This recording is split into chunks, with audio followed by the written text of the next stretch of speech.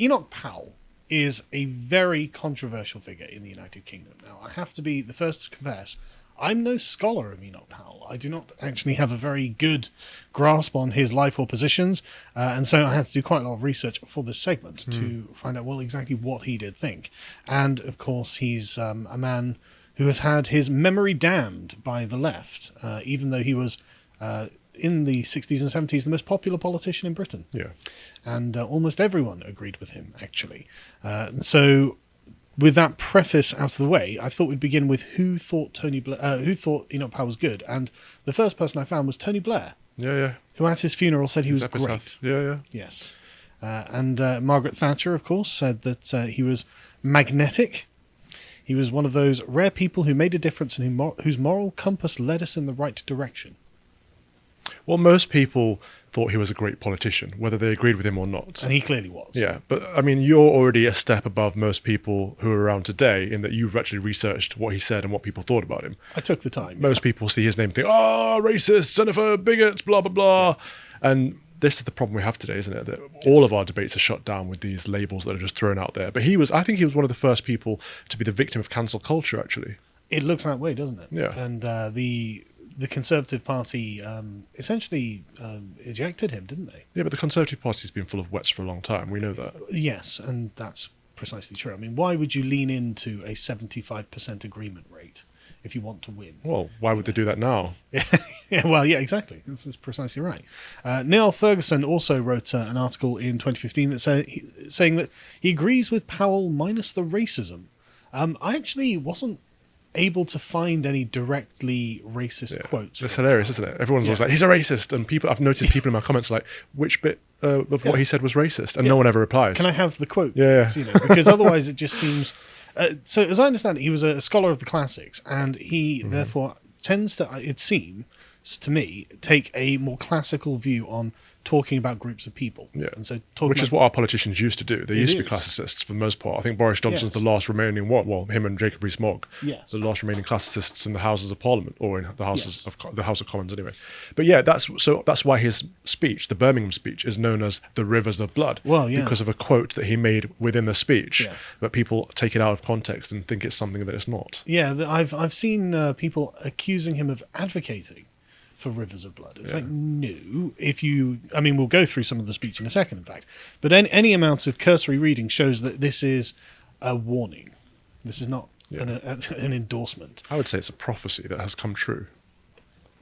Which we will show by Leicester, in fact. Yeah. Anyway, so yes, there are lots of distinguished people who agree with Enoch Powell. And as you said, in 1968, he gave a speech which has been known as the Rivers of Blood speech. He gave this speech to a meeting of the Conservative Political Centre at Birmingham. And this speech, as Wikipedia describes it, just strongly criticised mass immigration, especially Commonwealth immigration. Because, of course, being a classicist, he viewed people as cultural groups. And cultural groups have certain characters. And if the character of one cultural group is very different to the character of another cultural group, well, you can have various kinds of conflict. And this, I think, is his general map of the situation. Now, as I said, a Gallup poll at the time showed 75% of the population was sympathetic to his views. And another poll by NOP showed that 75% agreed with his demand for non-white immigration to be halted completely. And about 60% agreed with the call for repatriation of non-whites already resident in Britain. Right. So a lot of the language he used at the time is language we wouldn't use today. And a lot of the terminology he uses is different. So, for example, I wouldn't call for non-white immigration. I would call for non-Christian immigration to be halted. I think the value system is not based on our skin colour. I don't think that's what he was getting at. I think it's based on culture, and he used different words for describing culture. Yes. I think that's exactly right, because, I mean, people have got to remember that in 1968, the language that they used, the terms they used, were just commonplace and ones that have been heavily stigmatised by left-wing activists in the modern day. And when he was pushed on it, he did come back and say, no, what I'm talking about is culture. What, for example, the interview that... We'll get to it, because that's exactly the point. It's not that Powell is simply someone who just hates people because of the colour of their skin. And he actually makes this quite explicit, as we'll get to. But anyway, the actual Rivers of Blood speech itself, again, I didn't find it especially objectionable, actually. I just think it's been caricatured too much. He says that basically constituents of his came to him and said, look, I wouldn't want my children growing up in this country because this country is changing in a way that I disapprove of. I can relate. Absolutely. It's exactly what I feel as well. And he's worried that, and again, the terminology is not terminology we would use now, but in 15 or 20 years' time, the black man will have the whip hand over the white man. Well, even that is quite literally true at the moment. Yes. After BLM, after the George Floyd incident, white people are persecuted in their own country. Well, we will show that in the third segment about the royal racism scandal, because that's actually a fantastic example of what Powell is talking about. Yeah. You know, if a lady, a dame, can be fired because some random woman complained she was being racist towards her, even though I disagreed that she was being racist. Did we find out where she was from in the end? We did. We'll get to that. We'll get to all of this, because there's so much. There's so much here to be unpacked, right? And so Powell in this speech says, "Look, I can hear the chorus of execration. How dare I say such a horrible thing? But the real thing is, if I'm a representative of these constituents, how dare I not say these things?" Yeah. And so Powell is actually doing his duty as a democratic politician. That's a public servant. I wish more of them would do that. I wish more of them would represent us rather than try to virtue signal and look like good people, nice people. Can you even imagine? I can't. I just genuinely can't. I haven't known it. No, it's never happened in my lifetime. You know, I mean, I suppose Powell died in 1998 or something, so maybe it was within my lifetime, but not in my memory. Yeah. You know, the earliest I remember is the John Major government, and I didn't feel that was representative of anything. And then it was Tony Blair, which of course was representative of everything that wasn't British. Yeah. Anyway, so he points out that this is the general thrust of the Rivers of Blood speech, and he says, you know, like the Roman, I look ahead with trepidation, see the Tiber foaming with much blood. It's dramatic imagery, but it's not an endorsement of anything. And so we can come to the modern census data, because he was complaining that, of course, large portions of the country will become majority everyone uses the term white, but what they mean is non-English. You know, they're talking about the non-English population of England displacing the English population. And if we go to the census data, well, that's precisely what's happened. As we can see, there are 59.5 million people in England officially. Of course, there are more of that because of illegal immigrants, but we can't measure those. And as part of the ethnic group white, who identify as English, Welsh, Scottish, or Northern Irish, or British, that is 44.4 million people, which is relatively consistent with the number of English people that there have been since the 60s, since the census in the 60s.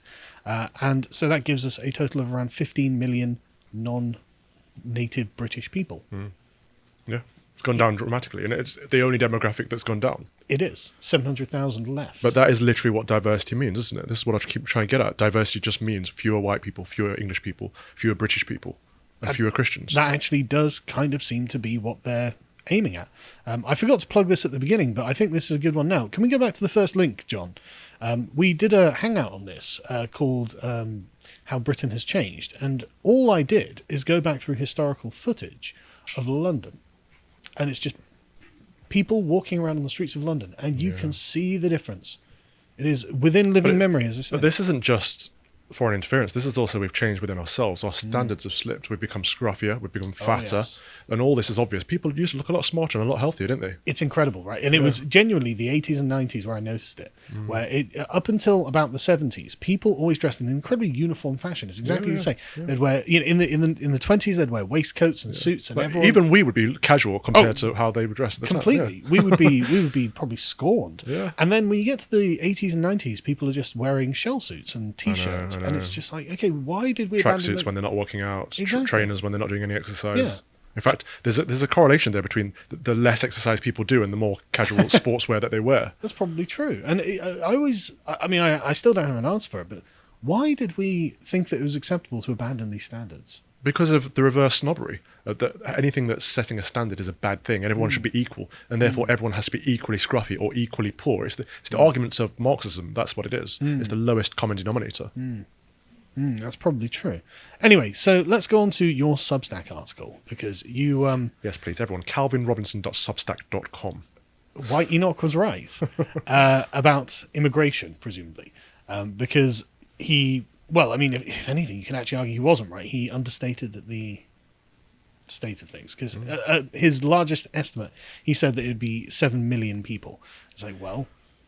Actually, it's double that. Yeah. Actually, you would not believe how many people the government have let into the country. Would you like to explain this article quickly?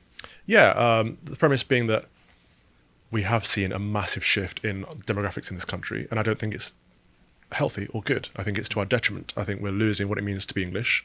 And people say, "What, you mean British?" I mean, no, English. Even using the term English has degraded and gone down, and people don't identify as English anymore, Yes. whether they are or not. And I think that's been a big psyop for a number of years. Although I am a unionist, I do think the union is important, Sure, yeah. but I can identify as English and British. But I wouldn't want the Welsh to stop identifying as being Welsh. Exactly. But I put the argument forward that obviously I'm mixed race, so I'm half English, half Afro-Caribbean, and people are always like, yeah, you're Afro-Caribbean, so yeah, Jamaica, yeah, stick to your Jamaican culture, blah blah blah. But when it comes to addressing English culture, people are like, what culture? How dare you, sir? Not even how dare you? They just don't Really? address that there is an English culture. Really? Yeah, I find that fascinating. That is interesting. But it's always, of course, the upper middle class white guy that is the metropolitan liberal elite that is a self-hating. You know the type. Oh God, I know exactly the type. But I'm like, well, how can I be proud of my father's family side of the heritage, but not my mother's family's heritage? What is that, and why is that? And why is it that we have to celebrate everything that's foreign, everything that is different or novel?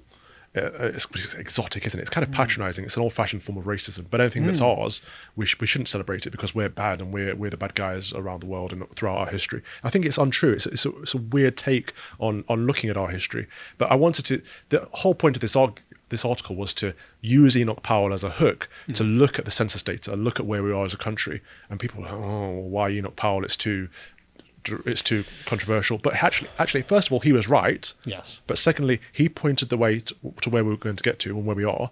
But he was one of the people that got cancelled for being racist when he wasn't actually racist, and that's the pattern that's evolved to where we are today. So let's talk about. I agree with you completely, by the way, and I totally agree with the English term. Like I explicitly. I mean, in my Twitter bio, I put Englishman. You know, I'm not having any of this anymore. Yeah. You know, I am from England. I like England. I'm going to be proud of that. Yeah.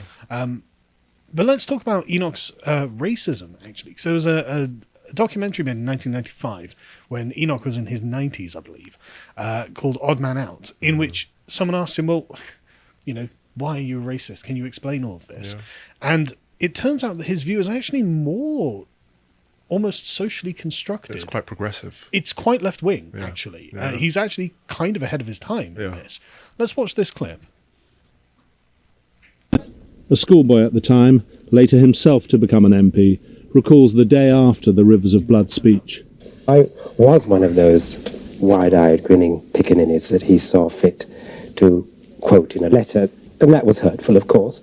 For the first time in the country of my birth, and the country of which I'm proud to say I belong, I was shouted at and spat at and abused in the streets for the first time ever the day after that. So, of course, I remember it. I have my own. I take it as true since he says so. I accept it as truth. But it only revealed the underlying tensions. But can you see that the language that you quoted in your speech was itself inflammatory and could be used by people who were racialists against black people in this country? What's wrong with racism? Racism is the basis of nationality. It's the basis of his nationality. He says he's black, but he's British, and he feels British. What is his nationality? His nationality is the nationality he feels is the nation he'll fight for. Or play cricket for. But are you saying that because he's black he can't have British nationality? It's not impossible, it is difficult. But when you said that racism is the basis of his nationality, what did you mean by that? Nations are, upon the whole, united by identity with one another, the self-identification of our citizens, and that's normally due to similarities which we regard as racial similarities. It's a very interesting response, that, isn't it? So first and foremost, it starts with I would believe him. Yes. Very progressive. And then he goes, he is British if this is the nation he would fight for. I quite like that. I don't entirely agree with that, but I quite like that analogy in that, well, I was born and bred here. I would fight for this nation. I would call myself English. My father was born and bred here. But I don't think he would. Well, he did fight for this nation, to be fair. But I don't think he would identify as English. And when he's watching cricket, I think he would support Jamaica over England. Really? And he identifies as Jamaican. Right. So there is something in that self-ID. It is very liberal, progressive, and very modern, but that shows how ahead of his time Enoch was. I think there was also a grain of truth in it as well. Because my father's mixed race, and my grandfather came from St. Helena. My grandmother was English. And so, but my father doesn't have any particular sympathies or leanings towards St. Helena. He's very English and he's very proud to be English. And he was in the RAF. So he also, he served in Iraq. He served in the Falklands, not in the war, but he was at the Falklands afterwards. And so, I found Enoch's answer there very actually persuasive. I was like, yeah, no, I think that is a good sign of, because if you're prepared to put your life on the line for something, that kind of shows that you're committed to it. But I think if we look at Englishness as both a nationality and an ethnicity, an ethnicity is broader than just skin color. Yes. It is ancestry, that is a part of it, but it's also history, family lineage, language, culture. There's a lot of things to take on board. Some of them you can adopt, but some of them you can't. And I think we have to look at it in the broader context. Yeah, and I've been, weirdly, after studying all of the critical race theorists, I've actually been persuaded by one of their essays to adopt a kind of tribal way of looking at this, as in tribes are held together by self-identity and common relationship. And so if a person believes they are a part of the tribe and the other members of the tribe consider themselves to have a relationship with that person and accept them in as a member of their own, then I actually think that that's quite a inclusive and stabilizing way of bringing about a shared ethnicity. And when he says racism is the basis of ethnicity or for nationhood or whatever, he's kind of right, as in it is your commitment to yourselves and not your commitment to other things that is the distinguishing boundary between you and them. I don't think he's suggesting that we should hate people because of the colour of their skin. Not at all. What he's saying is actually all national differences are, if broadly termed, a form of racism.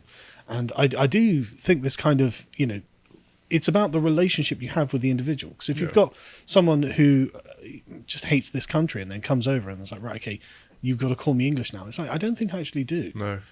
Because there's a relationship between us. And I think that you have to do something for me to do something. I think your language is right. It's tribal, and that's biblical language. Tribes and nations are designed for a reason, and it binds us together. Yeah. It's the things that unite us. But of course, people on the left will say you're being divisive. But I like your terminology. We're binding together. Oh, you're being divisive. Well, exactly. But it's inclusive, isn't it? It's like you are welcome to come and join us. But you have to be a part of what we're doing. Exactly. You can't come to change us. That's not inclusivity. Exactly. Exactly. And this was it was called an essay called "Translating Yonondindo" or something. An essay about. Well, yeah, an essay about the Mashpee Indian tribe, and essentially what it was the sort of abstract Enlightenment categories of like black and white were being applied to this Indian tribe. And the Indian tribe were like, we don't know what you're talking about. We're Mashpee, and you have to go through a set of rituals in order to join the tribe. But once you've done those and you're in the tribe, well, you're one of us. You're not black or white now. Now you're Mashpee, and that's how black and white is based on skin color, which is race is a social construct in that regard. But the tribes aren't. Tribes are natural, and we've had an English tribe forever. Exactly, and it's also the idea of like the abstract term black and white. Well, okay, that includes a lot of things that aren't English. And it tries to exclude things that are English, and it's I'm not happy with this. Anyway, so Enoch was not like some sort of dogmatic racist, as far as I can tell. And so then you get this famous debate on the Dick Cavett show, which was again sometime in the 60s or 70s, a long, long time ago, in which we get to hear just from Enoch about his concerns. Let's have a listen to this. Mm-hmm. Do you know the very facts of numbers were grossly underestimated 2 or 3 years ago? I myself underestimated them. In 1964, 1965, I myself supposed that this immigrant population, which I've explained, would stabilize at roughly 1 million. And while I thought that this was something which would have been better if it had been avoided, still it didn't seem to me that it represented a major problem for the future of this country. It is the numerical facts that have changed the outlook. Yes. It's a perfectly reasonable position. Of course it is. It's perfectly reasonable. And so Jonathan Miller, the person he's talking to, pushes back a bit, but I had to cut quite a lot of it because it's in the old style, very meandering when they're talking. But this is Enoch understating the numbers. Let's listen to this. Are you worrying about the increase in the size of the population, or the increase of a certain element of the population, which is in some way have features which are like? Of course, we are not concerned with the increase in the total population from, say, 55 to 60 million. We are concerned with the increase in an element of a population which is profoundly different, thinks itself different, is seen as different from the rest. And that is where the significance both of number and of concentration comes in. Now, it could be as serious, indeed it could be more serious, if that different population were white and not coloured. I can well imagine that if they were, for example, Germans or Russians who were going to be occupying 2/5 or a half of Birmingham at the beginning of the next century, we should... Yes, in occupation, living in it. But as with some of your American cities, a considerable proportion. In the case of Birmingham, it will be at least 2/5 will be occupied by the immigrants and their descendants by the early years of the next century. They got their heckles up at the word in occupation, didn't Yes. they? Nothing changed. Yeah, but I mean, to be fair, it's not long after the war, I suppose. Okay.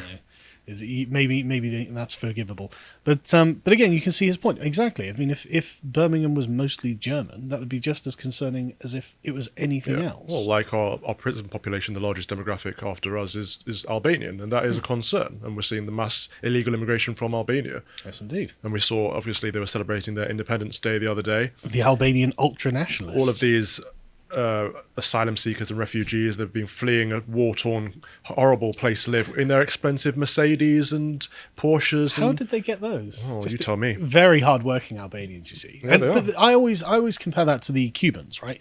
The Cubans who flee to Florida don't tend to wave the Cuban flag; they wave the American flag because they're grateful they're to genuinely America. fleeing, and They were genuinely fleeing, exactly. Imagine fleeing a country and celebrating that country when you get there. No, I can't. It's impossible because I would think that I would be a massive hypocrite and totally ungrateful to the kind people who took me in and rescued me from this tyranny. Anyway, so I mean, Enoch's prediction: the early decades of the 21st century. No, not 2/5, more like 3/4, nearly, or 2/3. Sorry. Birmingham is super diverse, is the term that they've been using.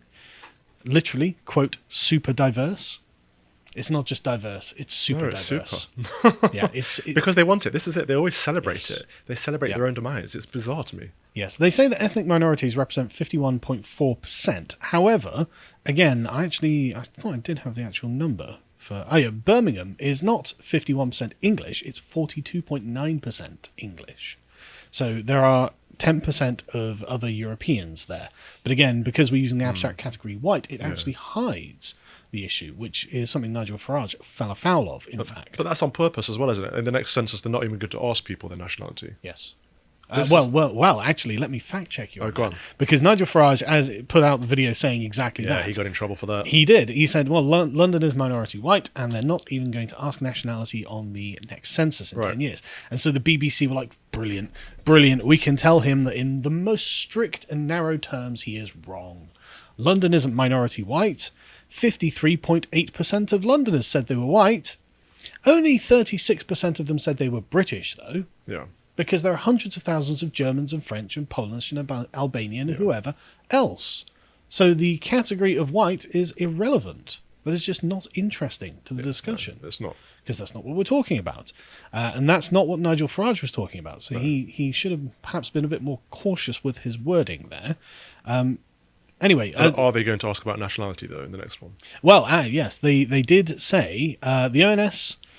now say that in future they will not ask at nationality, which is what Farage said, and they say that if that happens, it will be in 2031, but nothing has been decided about that census, including whether it will be conducted at all. Okay, right. So they might not even bother anymore. They might not even bother. Census, you don't need one of those. Well, that's a bit racist, isn't it? Asking people where they're from. I mean, it definitely is. We'll get to that in the third segment. But yeah, so anyway, London 36.8% English, which is pretty much where I predicted.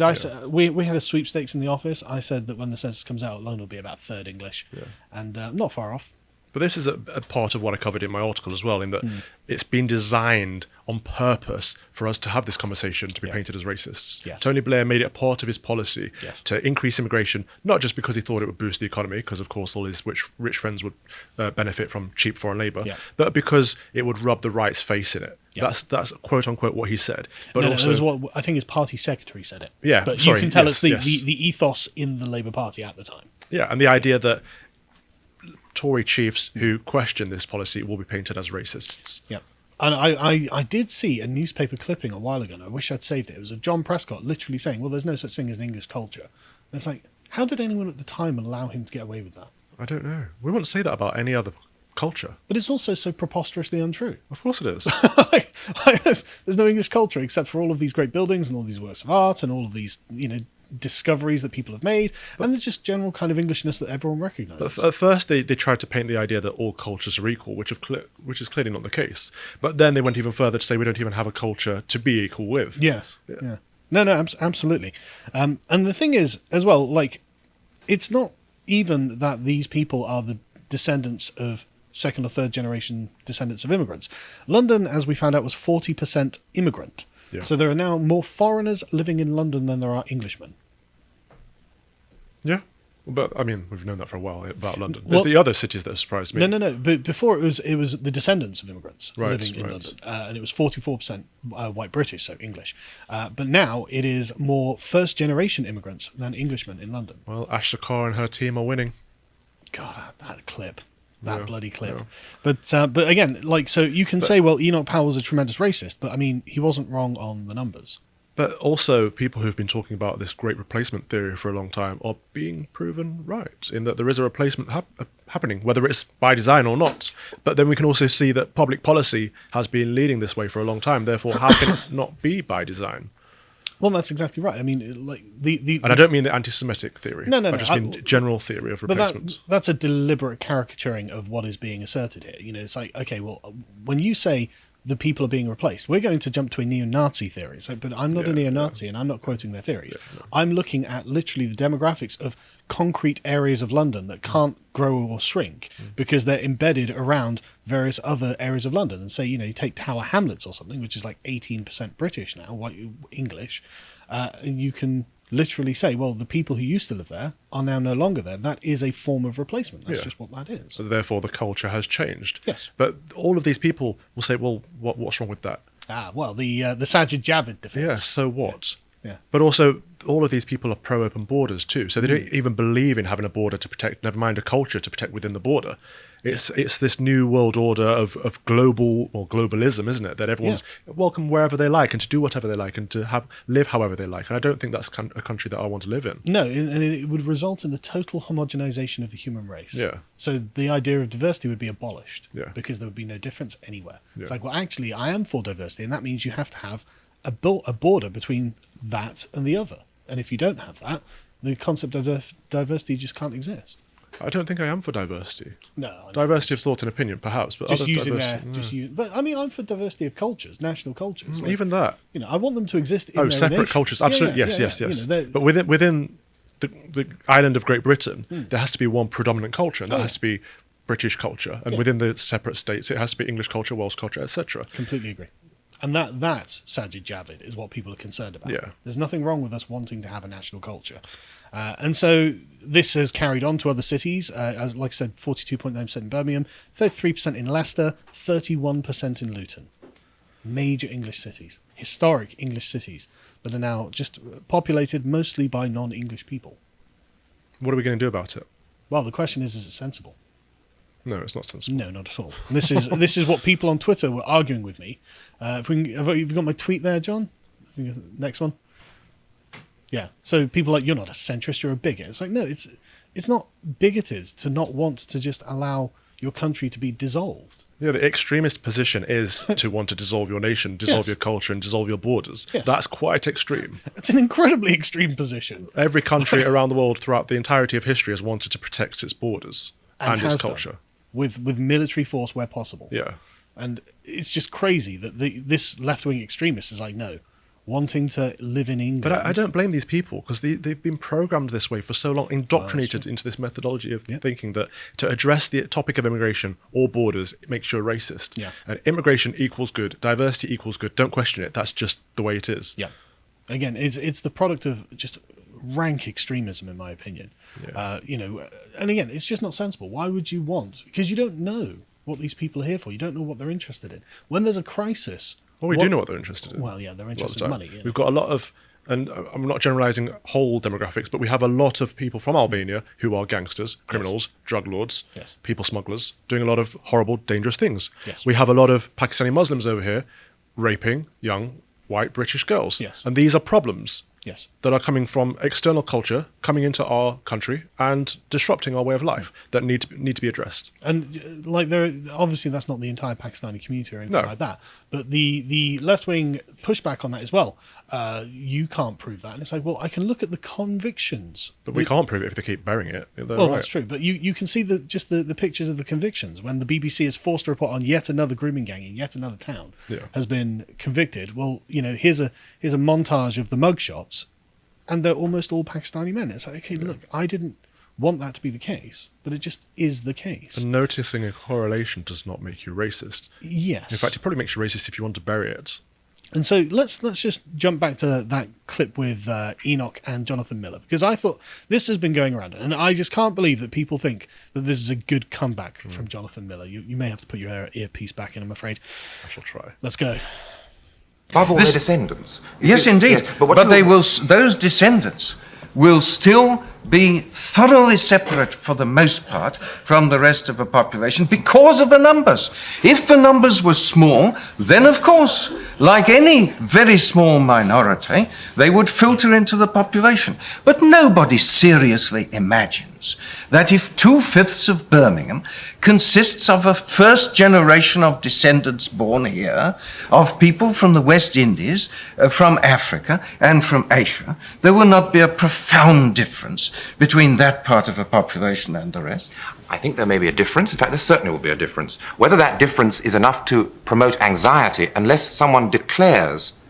You think nobody would notice? No, I think they'll notice, certainly. The question about is whether they will notice with fear and horror, unless someone announces to them that fear and horror are an appropriate response to such a fact. I see. What a patronising response that was. Arrogant, too. I can't stand people like that. The way he was sneering at Enoch for even daring to address the topic. But of course people will be anxious. But the anxiety isn't the problem. It's the crime. It's the other things that go on that are the problem. But also... Not people's feelings. The idea that the English would just look on passively and be like, well, I mean, it's okay if, more and more of our cities are just occupied by foreign nationals. Who cares? Why should I be anxious about that? It's like, well, because Enoch Powell will come along and tell you to be anxious. It's like, no, everything about Enoch Powell's position on this has clearly been informed by his own constituents who are already anxious, Jonathan Miller. Again, it's a low opinion of the British people, isn't it? Very. They're too stupid to know that they should be concerned about such a thing. Because after all, aren't we all the same? And that was what Jonathan Miller's position was entirely based on. We're just all the same. We go to this. This is just a good meme I found on Twitter.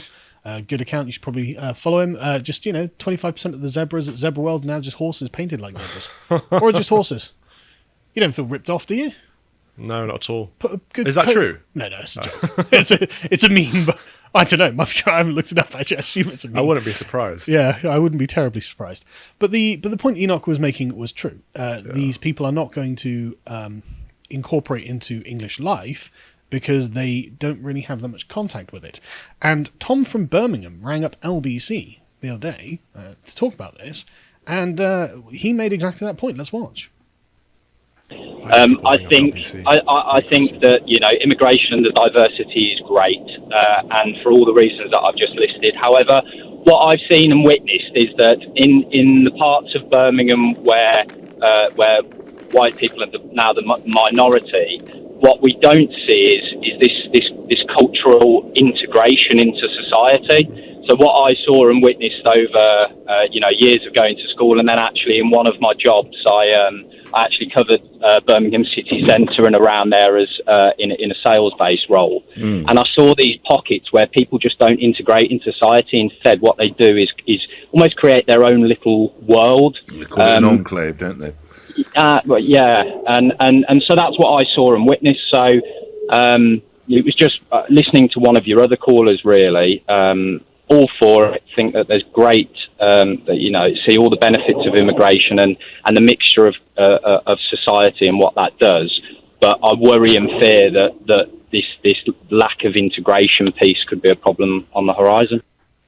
So he made a mistake in conceding too much ground to start with. Yes. Immigration and diversity is a good thing, obviously. I have to say that, so I'm not seen as a racist. But I mean, he lives in Birmingham. Yeah. What choice does he have? Yeah, no, it's true.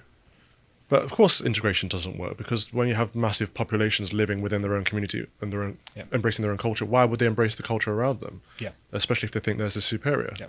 And especially if they're just essentially not having any contact with actual English people. No. And I don't blame anyone for forming these kind of ethnic enclaves either. It's completely natural. I'm going to move to a foreign country. Well, if I was going to move to Spain, I'd probably move somewhere where there were more English people than anywhere else, because then I don't have to learn a foreign language. Yeah. Then I don't have to learn the local customs. And it's our fault for not setting expectations for people that do come to England. Precisely. We were far too laissez-faire about it. It's like, well, not a problem. Go wherever you like. It's like, no, you should have been told where you should be moving to. Yeah. I mean, it's fine. Like as Powell pointed out, a small number being, filtering into the population would have just been completely absorbed, completely acclimatized. And there are people who are immigrants, even in Swindon. Actually, I go to a local cafe that's run by an Iranian guy who's been here for like 30 years. He's been in Swindon longer than I've been here, and he's the only cafe in Swindon that has England flag bunting up around it, because he liked being here. He's embraced the culture. Exactly. Yeah. He's embraced the culture. But of course, in these ethnic enclaves, that's just not the case. And again, I feel like we have to caveat that this is not hating other cultures or hating other people, but it's just embracing our own and supporting our own and promoting our own culture and thinking, actually, it's a good thing that needs to be protected, needs to survive. Yeah. That's what a conservative is. Yes. Someone who looks after that culture and wants to pass it down to the next generation. Yes. And if it's destroyed, we won't be able to do that. Yes. I and my children, I want them to live in England. I want them to be. I want to have an England that is recognisably English, which is why I don't live in Leicester. If you appreciated that segment from the podcast of the Lotus Eaters, you can go to lotuseaters.com to get access to all the premium content we have on the site, such as the Epoch series we do, this one on the first Emperor of China. If you'd like to find out what else we're putting out, you can follow us on Getter at lotuseaters_com on Getter. Thank you and goodbye.